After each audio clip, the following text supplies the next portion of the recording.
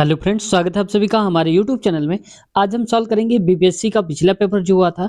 ये part number आज का 26 है। इसके पहले हम 1 से लेकर 25 तक के पार्ट करवा चुके हैं और अगर आप देखना चाहते हैं तो लिंक इसी वीडियो के नीचे आपको मिल जाएगी, आप वहां से देख लेना या फिर आप हमारे चैनल के प्लेलिस्ट में जाकर भी देख सकते हैं। ये सारी वीडियोज जो है वो मिल जाएगी और इसके साथ साथ 1.0 और 2.0 के जितने भी पेपर हुए हैं ये हमने करवाए हैं। रियल क्वेश्चन पेपर सारे के सारे करवा दिए हैं, तो ये भी आपको हमारे चैनल के प्लेलिस्ट में बिहार शिक्षक पिछला पेपर के नाम से प्लेलिस्ट है, आप वहां से आसानी से देख सकते हैं। फ्रेंड्स, तो शुरुआत करते हैं आज की इस वीडियो की। लेकिन चैनल पर नए हैं तो आपसे रिक्वेस्ट है चैनल को सब्सक्राइब कर लें और बेल आइकन दबाकर हमारे चैनल से जुड़ जाएं। शुरुआत करते हैं वीडियो की। पहला क्वेश्चन देखो फ्रेंड्स, लिखा हुआ है यहाँ पर, निम्नलिखित में से कहाँ अक्टूबर और नवंबर के महीने में भारी वर्षा होती है? तो कहाँ पर होती है? ये है गारो खासी और जैतिया की पहाड़ियों पर। ऑप्शन नंबर ए इसका सही उत्तर हो जाएगा। आपके लिए मैं क्वेश्चन छोड़ के जाता हूं कि यहाँ पर गारो और खासी जो है भारत की कौन से राज्य में पाई जाती हैं ये पहाड़ियां। अगर आपको आता है तो कमेंट सेक्शन बताने की कोशिश करें और देखते हैं कितने लोगों का जवाब सही आता है। Option A. अगला आता है नेक्स्ट 62 नंबर पे। यहाँ पर देखो 62 नंबर पे कहा जा रहा है, मैं थोड़ा बड़ा कर देता हूँ इसको, फलों एवं सब्जियों की खेती कहलाती है। यानी कि जब हम फल उगाते हैं या सब्जियों की खेती करते हैं तो उसको हम क्या कहते हैं? इसको कहते हैं बागवानी। ऑप्शन सी सही उत्तर इसका हो जाएगा। कई बार हम क्या करते हैं जल्दबाजी में फलों एवं सब्जियों को हम क्या समझ जाते हैं कि यहाँ पर कृषि कर रहे हैं और कृषि में ये आता होगा तो हम गलत कर जाते हैं, जबकि ये नहीं करना। कृषि में अनाज का जो उत्पादन होता है वो सारी चीजें आती हैं, ठीक है। तो बागवानी में फल और सब्जी आते हैं। अगला क्वेश्चन देखो 63 नंबर। कहा जा रहा है बिहार में 1857 की क्रांति के दौरान पटना, आरा और शाहाबाद जिलों में किसने नेतृत्व किया था? यानी कि जब 1857 की क्रांति हो रही थी तो बिहार में पटना, आरा और शाहाबाद जो जिले थे उसके में नेतृत्व किसने करा था? तो ऑप्शन सी कुंवर सिंह सही उत्तर हो जाएगा। Next 64 number. बंगाल विभाजन प्रभावी हुआ था, तो ये कब हुआ था बंगाल विभाजन प्रभावी? देखो कई बार क्या होता है कि हम सिर्फ सन याद कर लेते हैं। तो सन का मतलब है कि ईयर, जैसे देखो 1905 अगर आपने इतना करा होगा तो आप यहाँ पर फंस सकते हैं। तो इसका सही उत्तर हो जाएगा फ्रेंड्स यहाँ पर 16 अक्टूबर 1905 को। ऑप्शन सी सही उत्तर इसका हो जाएगा। अगला क्वेश्चन नेक्स्ट पे आते हैं 65 नंबर क्वेश्चन पे। इसमें कहा जा रहा है बंबई में कांग्रेस द्वारा भारत छोड़ो प्रस्ताव पास किया गया। यानी कि अब देखो यहाँ पर भी ठीक वैसे ही दे के रखा है। अगर हम ये कहेंगे भारत छोड़ो प्रस्ताव पास हुआ था 1942 में, तो देखो 1942 सब में दिया है। अब हमें एग्जैक्ट डेट भी पता होना चाहिए था। देखो कितना क्लोज डेट दे के रखा है, 7, 8 और 9 करके दे रखा है, ठीक है। तो इसलिए आपको पूरा ध्यान से देखना है। बंबई में कांग्रेस द्वारा भारत छोड़ो प्रस्ताव पास किया गया था, तो ये पास कब किया गया था? सही उत्तर हो जाएगा 8 अगस्त 1942 को। ऑप्शन नंबर बी सही उत्तर हो जाएगा, ठीक है। अगला क्वेश्चन देखो नेक्स्ट है 66 नंबर। इसमें कहा जा रहा है क्वेश्चन में, अंग्रेजों ने भारत पर लंबे समय तक राज्य कैसे किया था? यानी कि जो अंग्रेजों ने भारत पर शासन किया था लंबे समय तक, उसके पीछे का कारण क्या रहा है, किस वजह से उन्होंने करा था? क्योंकि उन्होंने एक क्या करा था, बांटो और राज करो, फूट डालो और राज करो की जो नीति अपनाई थी इन्होंने वही किया था। तो यहाँ पर एक दूसरे को बांट करके रखा था ताकि हम एकजुट ना हो पाए और वो आराम से राज करते थे। तो यही था। ऑप्शन सी सही उत्तर इसका हो जाएगा। अगला क्वेश्चन देखो 67 नंबर होगा क्वेश्चन, मैं दिखाता हूँ। 67 ये है, यहाँ पर कह रहा है 67 नंबर क्वेश्चन पे कि निम्नलिखित में से किस तिथि को रानी विक्टोरिया की उद्घोषणा जारी हुई थी? अब देखो यहाँ पर भी रानी विक्टोरिया की उद्घोषणा जब जारी करी गई थी तो 1 नवंबर 1858 को हुई थी। ऑप्शन सी से उत्तर हो जाएगा। याद रखना है, जो क्वेश्चन आपको इंपॉर्टेंट लगा करें या मैं बताऊं तो उसका आप स्क्रीनशॉट ले लिया करिए, ज्यादा अच्छा रहेगा आपके लिए, ठीक है। ताकि आप दोबारा से अगर नोट नहीं भी करना चाहते हैं, जल्दी जल्दी रिवीजन करना चाहते हैं तो आपके लिए फायदा रहेगा। अगला देखो, निम्नलिखित में से कौन सा कथन सही है? अब सही कौन सा कथन इनमें से ये बताना है। तो यहाँ पर अगर ध्यान से देखोगे तो यहाँ पर हो जाएगा ऑप्शन नंबर, यहाँ पर ऑप्शन नंबर बी वाला सही हो जाएगा। स्वामी दयानंद ने भारत भारतीयों के लिए नारा दिया था, ये बात सही है। और कब दिया था? ये दिया था 1876 में। ये जो नारा दिया है, हो सकता है अगली बार और टफ बनाने की कोशिश करे पेपर तो बीपीएससी ये भी कहेगा कि भारत भारतीयों के लिए नामक जो नारा है स्वामी दयानंद सरस्वती ने कब दिया था, किस सन में? तो 1876। अगला देखो इसी का अगर सी पार्ट की हम बात कर लेते हैं तो सी पार्ट में क्या है, स्वामी विवेकानंद ने विश्व धर्म संसद में भाग लिया था, तो ये बात भी सही है। और ये कब लिया था? 1893 में। ये भी याद रखना है आपको, ठीक है, तो ऑप्शन बी और सी सही उत्तर हो जाएंगे। और जब एक से ज्यादा सही होते हैं तो हम ऑप्शन नंबर कौन सा लगाते हैं? ऑप्शन नंबर डी, उपरयुक्त में से एक से अधिक। अगला क्वेश्चन देखो 69 नंबर का। इसमें कहा जा रहा है 69 नंबर क्वेश्चन पे कि इनमें से इंग्लैंड में भारत के अनाधिकारिक दूत बने थे, यानी कि जो अनाधिकारिक तौर पर दूत बनाए गए थे इंग्लैंड में भारत के, वो कौन थे दूत? तो ऑप्शन नंबर दादा भाई नौरोजी था। ऑप्शन बी सही उत्तर हो जाएगा। अगला 70 नंबर, इसमें कह रहा है भारत सरकार अधिनियम 1935 को किसने गुलामी का चार्टर बताया था? यानी कि देखो एक अधिनियम आया था 1935 में, उसको गुलामी का चार्टर नाम दिया गया था। तो ये किसने नाम दिया था? ये दिया था नेताजी सुभाष चंद्र बोस ने। ऑप्शन नंबर बी सही उत्तर हो जाएगा।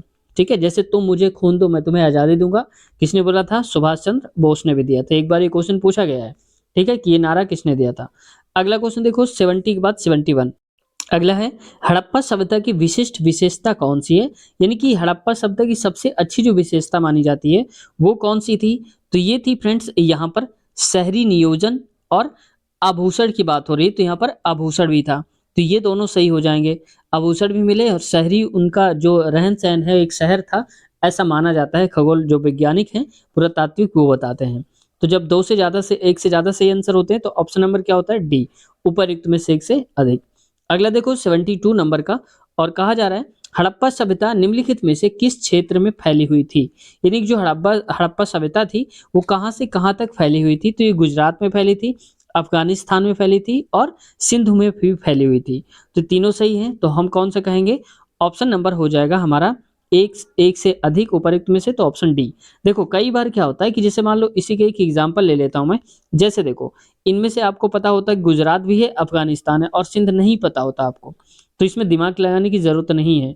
अगर हमें किसी क्वेश्चन में एक से ज्यादा ऑप्शन सही हो जाते हैं, यानी कि एक दो सही मिल गए, तीसरा हमें नहीं पता चल पा रहा, तो हमें ऑटोमेटिक यहाँ पर ऑप्शन कौन सा लगा देना है? डी लगा देना है, उपरयुक्त में से एक से अधिक।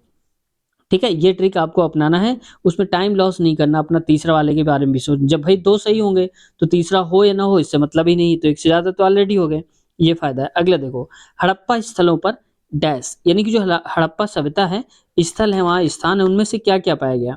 तो हल रेखाएं पाई गई थी, हल चलाने वाली जो रेखाएं हैं, ऐसा लगा था कि वहां पर खेती होती रहेगी, तो ये सही है।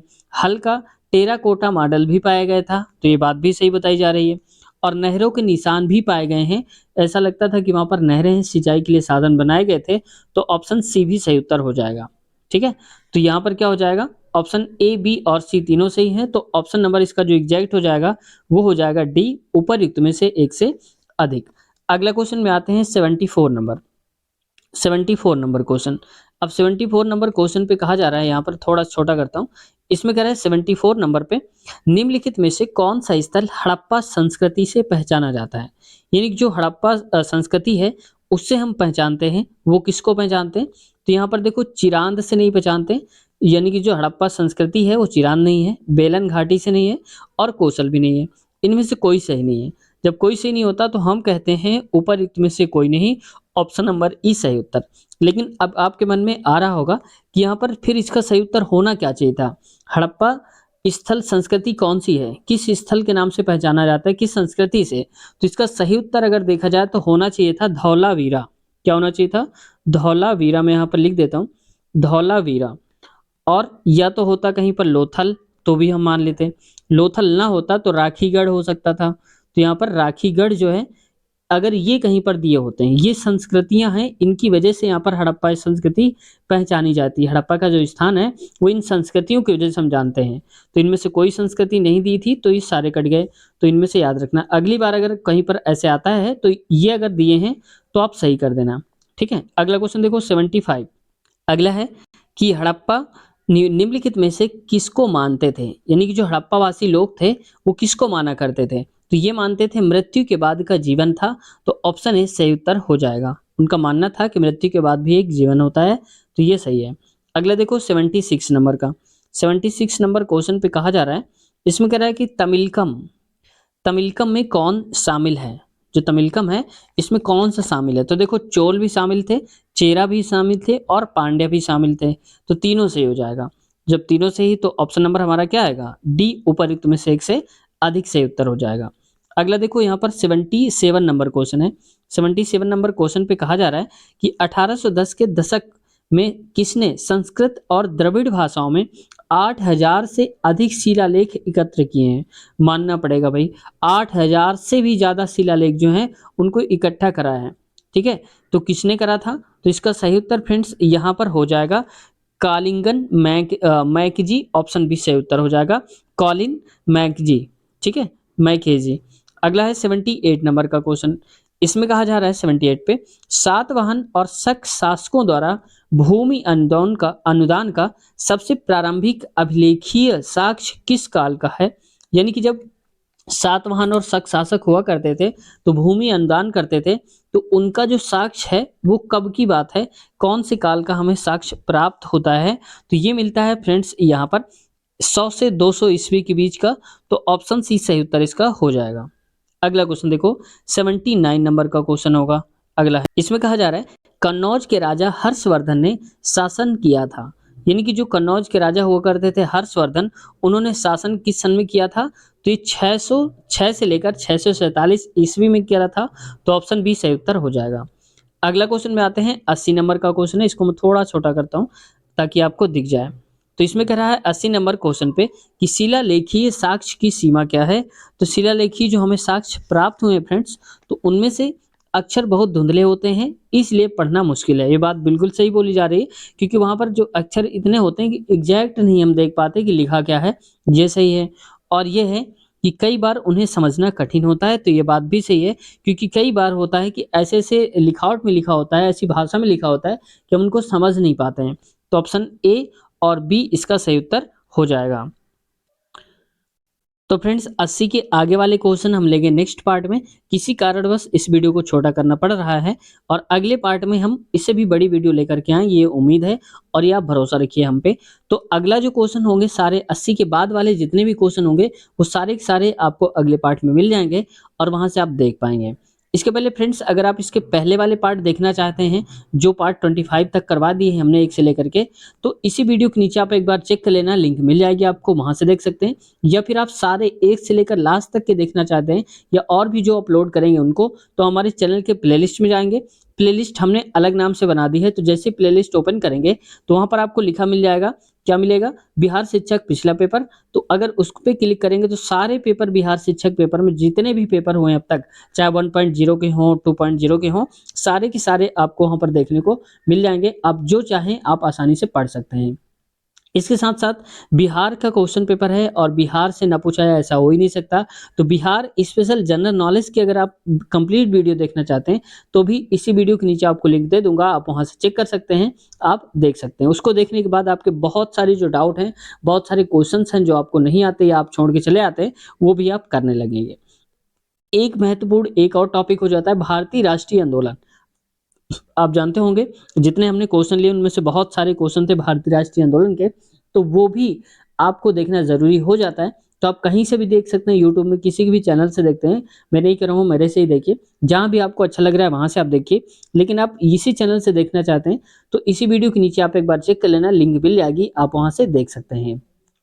फ्रेंड्स देखो, इसके साथ साथ हमने क्या करा है कि जो जितने भी क्वेश्चन आ रहे हैं, चाहे वो हिंदी हो, इंग्लिश हो, जीएस जीके हो, ये तो हम करा ही रहे हैं, इतिहास ज्योग्राफी, लेकिन मैथ के जो क्वेश्चंस होते हैं उनको यहाँ पर सॉल्व कराना मुश्किल होता है स्क्रीन में।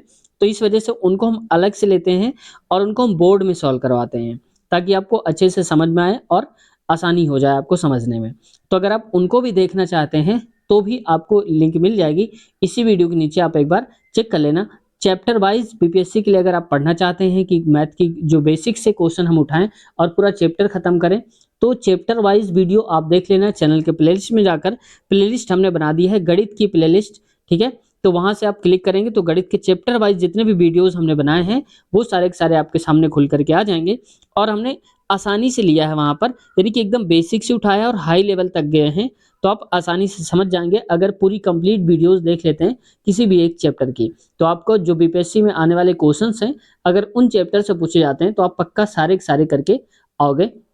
मिलते हैं नए वीडियो में, और अब तक चैनल को सब्सक्राइब नहीं किया तो आपसे रिक्वेस्ट है चैनल को सब्सक्राइब कर लें। और अगर कोई समस्या है या कुछ आपके सुझाव हैं, कमेंट है, कुछ कहना चाहते हैं, तो भी आप कह सकते हैं, आपके कमेंट आमंत्रित हैं, आप कह सकते हैं, हम आप सबका रिप्लाई देते हैं। आप में से बहुत सारे लोग हैं जो कमेंट करते हैं, उन्हें पता भी होगा कि हम रिप्लाई ज़रूर देते हैं। और कुछ हमारे कैंडिडेट्स हैं जो हमारे सब्सक्राइबर हैं, वो कंटिन्यू ज़रूर कमेंट करते हैं और उनका रिप्लाई भी हम देते हैं। यहाँ पर आप देख लेना। तो आप चाहे रेगुलर हो, चाहे जैसे भी हो, अगर आप कमेंट करते हैं तो आपका रिप्लाई हम ज़रूर देते हैं। आप एक बार कमेंट करके चेक कर लेना हम रिप्लाई देते हैं या फिर नहीं देते हैं। भले ही उस दिन ना दें, अगले दिन दें, क्योंकि बहुत सारे कमेंट्स हो जाते हैं, वो एक साथ मुश्किल हो जाता है, लेकिन आपको जवाब ज़रूर देखने को मिल जाएगा। तो चैनल पे नए हैं, सब्सक्राइब कर लिया होगा, ऐसी उम्मीद करते हैं। मिलते हैं अगले पार्ट में, अपनी तैयारी जारी रखिए। Take care, bye bye.